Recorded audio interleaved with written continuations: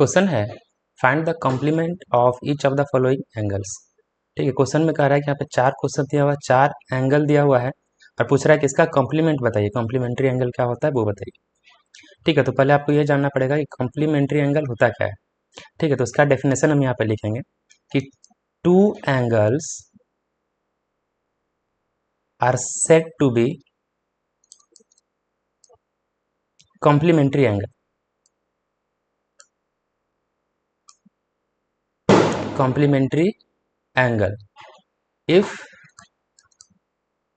their sum is 90 degree. मतलब दो angle है जिसको जोड़ने के बाद अगर 90 डिग्री आता है तो हम उसको कह सकते हैं कि वो कॉम्प्लीमेंट है, कॉम्प्लीमेंट्री एंगल है।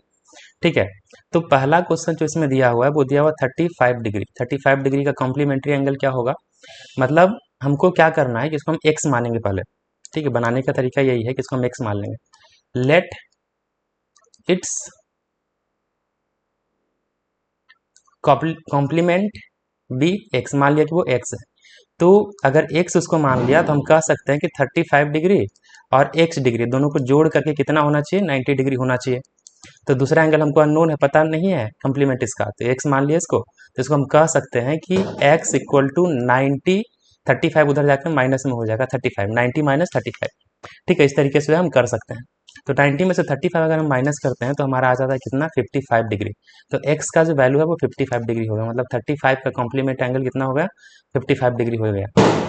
ठीक है, तो इसी तरीके से इसको हम सॉल्व कर सकते हैं। बाकी क्वेश्चन को भी दूसरा दिया हुआ 47 डिग्री, तो आप इसको डायरेक्ट भी कर सकते हैं कि आप 90 में से 47 को माइनस कर दीजिए। तो 90 में से अगर 47 को माइनस करते हैं तो डायरेक्ट भी आप लिख सकते हैं कि 43 डिग्री होगा। ठीक है, वैसे ही तीसरा क्वेश्चन है 60 डिग्री। 60 डिग्री में से क्या करना है, आपको कॉम्प्लीमेंट बताना है।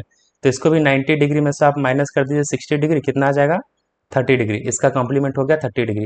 और वैसे ही फोर्थ को भी कर सकते हैं डायरेक्ट, 73 डिग्री दिया हुआ है तो आप इसको 90 डिग्री में से आप 73 डिग्री माइनस करिए, तो माइनस करके यहाँ पर जो भी आएगा इसका कॉम्प्लीमेंट एंगल हो जाएगा 17 डिग्री। ठीक है, तो इस तरीके से हम सॉल्व कर सकते हैं, लेकिन आपको सॉल्व करना इस तरीके से x मान करके, या आपको डायरेक्ट लिखना तो आप डायरेक्ट उसको 90 में से माइनस कर दीजिए, उसका कॉम्प्लीमेंट्री एंगल जो है वो हम लोग फाइंड कर लेंगे, आ जाएगा। ठीक है, इस तरीके से क्वेश्चन को सॉल्व कर सकते हैं। बाकी अगर वीडियो पसंद आया होगा तो वीडियो को लाइक कीजिएगा, चैनल को सब्सक्राइब कीजिएगा और दोस्तों के साथ भी शेयर कीजिएगा। Thank you.